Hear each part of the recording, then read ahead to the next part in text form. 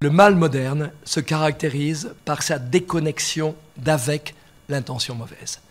La conception traditionnelle du mal, issue certainement du christianisme, c'est que est mal ce qui résulte d'une mauvaise intention. Et je crois qu'il faut aujourd'hui penser la déconnexion totale entre l'intention et l'acte. Nous savons aujourd'hui qu'un mal immense peut être causé par une absence complète de malignité, qu'une responsabilité monstrueuse peut aller de pair avec une absence totale d'intention mauvaise. Les catastrophes majeures qui barrent notre horizon seront moins le résultat de la méchanceté des hommes ou de leur bêtise que de leur courte vue. Le mot qu'utilisait Arendt quand elle écrivait en anglais est celui de thoughtlessness, qui signifie en anglais ne pas voir plus loin que le bout de son nez. Réchauffement climatique, destruction de l'environnement, technologies échappant à la maîtrise de leurs concepteurs, utilisation terroriste ou étatique d'armes de destruction massive, conflits mondiaux provoqués par la panique qui s'emparera des peuples de la Terre lorsqu'ils prendront enfin conscience qu'on n'exploite pas impunément celle-ci de façon durable, c'est toujours le même schéma. Si ces catastrophes se présentent comme quelque chose qui nous dépasse et que nous refusons de voir, ce n'est pas qu'elles sont une fatalité, c'est qu'une multitude de décisions de tous ordres, caractérisées davantage par la myopie, thoughtlessness, que par la malice ou l'égoïsme, se composent en un tout qui les surplombe selon un mécanisme d'auto-extériorisation. C'est l'Entäußerung hegelienne. Je dois à Ivan Illich d'avoir compris que l'humanité a toujours dû se garder de 3 types de menaces et non pas de 2. Les 2 auxquels on pense d'abord, la force de la nature et la violence des hommes. Les tremblements de terre qui effondrent les cités glorieuses et la barbarie de la guerre qui massacre, mutile, viole leurs habitants. C'est en apprenant à mieux connaître la nature que les hommes ont réussi partiellement à la dompter. C'est en devenant plus lucides sur les mécanismes de la haine et de la vengeance qu'ils ont compris que l'on peut s'entendre avec ses ennemis et qu'ils ont bâti les civilisations.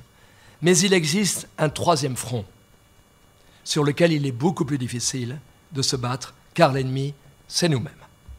Il a nos propres traits, mais nous ne le reconnaissons pas, et tantôt nous le rabattons du côté de la nature, tantôt nous en faisons une némésis haineuse et vengeresse.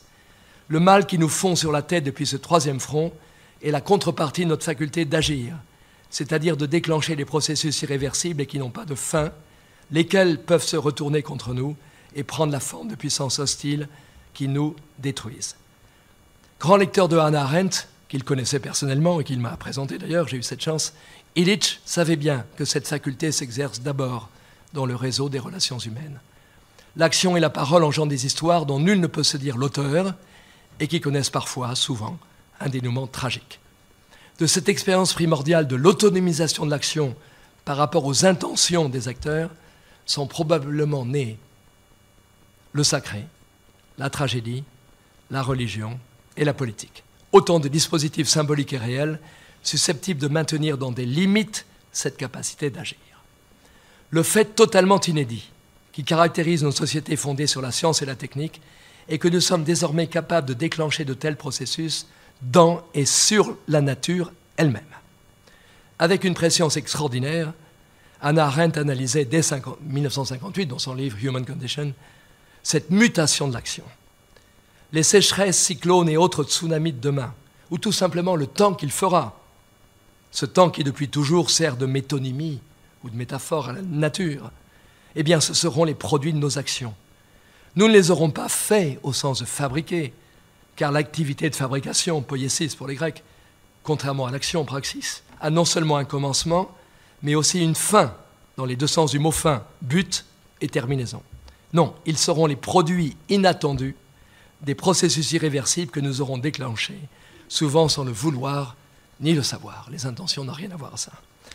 Et la présomption fatale ici, c'est de croire que la technique, qui a mis à mal le sacré, le théâtre et la démocratie, et bien d'autres choses encore peut-être, pourra jouer le rôle que ceux-ci avaient lorsque la capacité d'agir ne portait que sur les relations humaines. Croire cela, c'est rester prisonnier d'une conception de la technique qui voit en celle-ci une activité rationnelle, soumise à la logique instrumentale, au calcul des moyens et des fins. Mais la technique aujourd'hui est précisément cette capacité de déclencher des processus sans retour. S'abandonner à l'optimisme scientiste qui compte uniquement sur la technique pour nous sortir des impasses où nous a mis la technique, c'est courir le risque d'engendrer des monstres qui nous dévoreront.